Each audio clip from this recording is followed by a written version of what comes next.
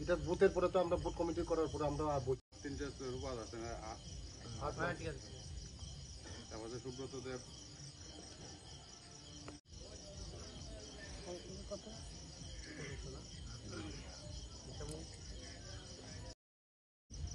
ভারত মাতা কি জয়, ভারতীয় জনতা পার্টি জিন্দাবাদ। 29 কৃষ্ণপুর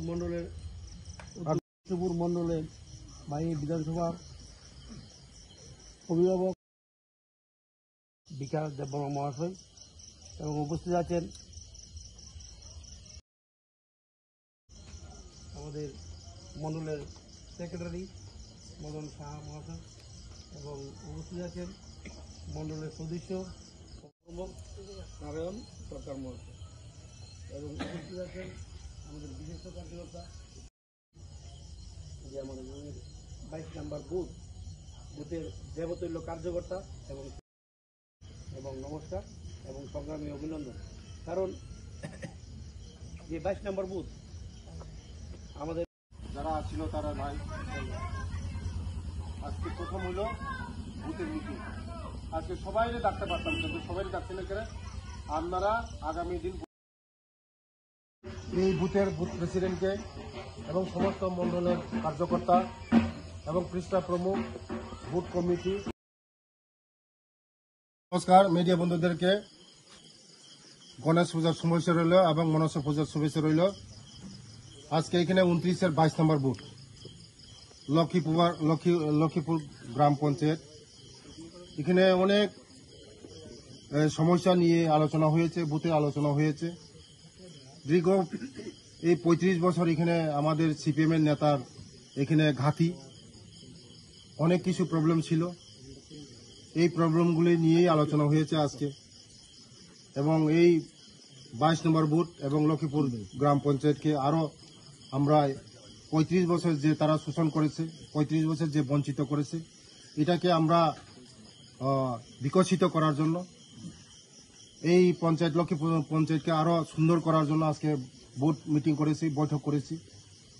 রাস্তার বেহাল রাস্তা ছিল 35 বছরের মধ্যে, এবং এখানে এই লক্ষ্মীপুর গ্রাম পঞ্চায়েত অনেক তাদের দীর্ঘদিনে অনেক দাবি ছিল। আস্তে আস্তে আমাদের সরকার আসার পরে অনেক দাবিগুলি, অনেক তাদের চাহিদাগুলি পূরণ হয়েছে, আরও পূরণ হবে। কারণ 35 বছরের যে জিংজাল, যে ঝামেলা, এই ঝামেলাটা পূরণ করার জন্য আমি এসেছি মাত্র 2 বছর হয়েছে, আমাদের সরকার এসেছে মাত্র 60 বছর হয়েছে। তার জন্য 35 বছর এবং কংগ্রেসের শাসনেও এই পঞ্চায়েতগুলি কোনো কিছু হতো না।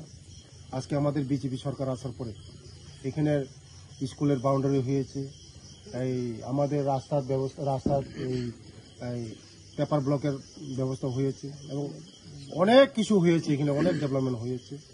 বাজারের মধ্যে সোলার লাইট ব্যবস্থা করে দেওয়া হয়েছে এবং এই পঞ্চায়েতকে আরও এগিয়ে নেওয়ার জন্য, এই পঞ্চায়েতকে আরও উন্নতি করার জন্য আমরা আজকে বুথ মিটিং করেছি। এবং আগামী দিনের 31-এ 125তম মন কি বাতকে শোনার জন্য, শ্রবণ করার জন্য আমরা এখানে মিটিং করেছি। আমরা 125তম মন কি বাত আমাদের প্রধানমন্ত্রীর যে 125তম, আমরা সবাই এখানে এই 22 নম্বর বুথে বসে শ্রবণ করব। কমসে কম বুথের মাধ্যমে 1-200 আমাদের জনগণ থাকবে। প্রধানমন্ত্রীর যে মন কি বাত শুনবো আমরা, এবং এই বুথের মধ্যে আমরা আলোচনা করব যে এই বুথের মধ্যে যে সমস্যাগুলি সমাধান করার জন্য। হয় নাই, এখানে শুধু সিপিএম এর রাজনীতি করেছে, বুথের রাজনীতি করেছে। সিপিএম এর এই যে নেতারা নিজেরাই রাবার চুরি করেছে, নিজেদের বেনিফিশিয়ারি হয়েছে, অনেক কিছু তারা কেলেঙ্কারি আছিল।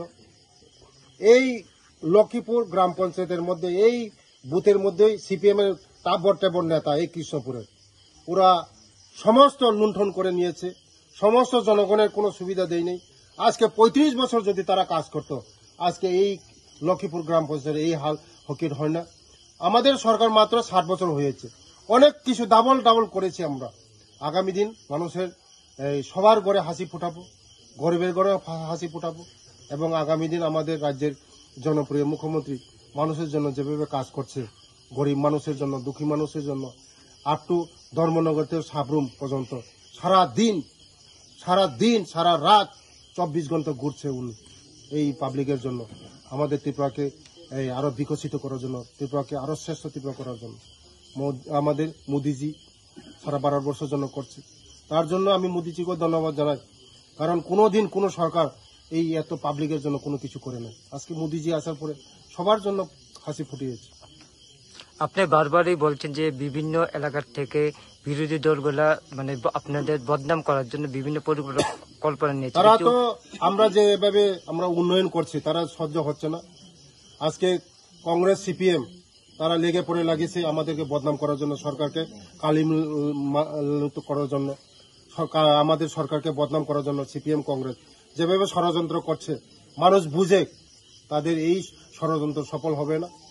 আগামী এই 100 বছরে সিপিএম কংগ্রেস আসতে পারবে না এই ত্রিপুরা রাজ্যের মধ্যে, কারণ মানুষ উপকার পেয়েছে এই বিজেপি আসার পরে। মানুষ শুধু এখন বিজেপি ছাড়া কেউ কাউকে চিনে না, শুধু বিজেপি করে, মানুষ শুধু বিজেপি মুখী। সিপিএম এবং কংগ্রেস তারা সহ্য হচ্ছে না, ষড়যন্ত্র করছে, বিভিন্ন ষড়যন্ত্র করছে ওরা, সারা ত্রিপুরা রাজ্যের মধ্যে ষড়যন্ত্র করছে।